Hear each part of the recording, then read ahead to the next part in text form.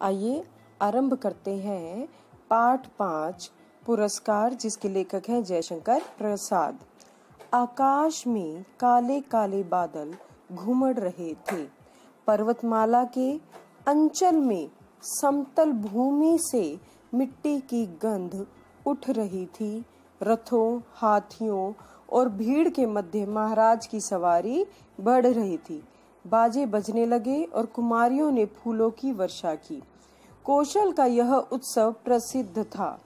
एक दिन के लिए महाराज किसान बन इंद्रदेव की पूजा कर हल जोतते थे। दूसरे राज्यों के युवक राजकुमार उत्सव में भाग लेते थे। इस बार मगध का राजकुमार अरुण भी अपने रथ पर बैठा उत्सव देख रहा था।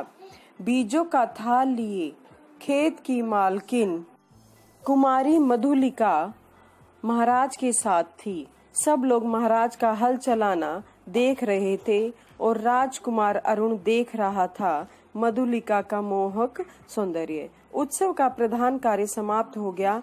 महाराज ने मधुलिका को खेत का पुरस्कार दिया। थाल में कुछ स्वर्ण मुद्राएं।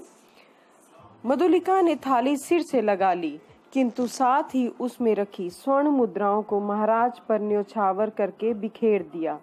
मधुलिका ने कहा, देव, अपने पितामहों की भूमि बेचना मेरे लिए अपराध है।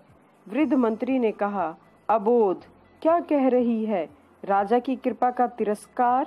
महाराज के संकेत पर मंत्री ने कहा, देव, वाराणसी के युद्ध के वीर सिंह मित्र की ये एकमात्र कन्या मधुलिका है। नियम के अनुसार हम उसे भूमि का 4 गुना मूल्य दे रहे हैं। महाराज चुप रहे। सभा विसर्जित हुई। सब अपने अपने शिविर लौट गए। मधुलिका वृक्ष की छाया में अनमनी चुपचाप बैठी रही। रात्रि उत्सव में अरुण ने भाग नहीं लिया। उसकी आंखों में नींद न थी। अरुण ने देखा रक्षक सो रहे थे।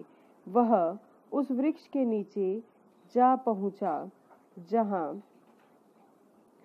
मधुलिका निद्रा का सुख ले रही थी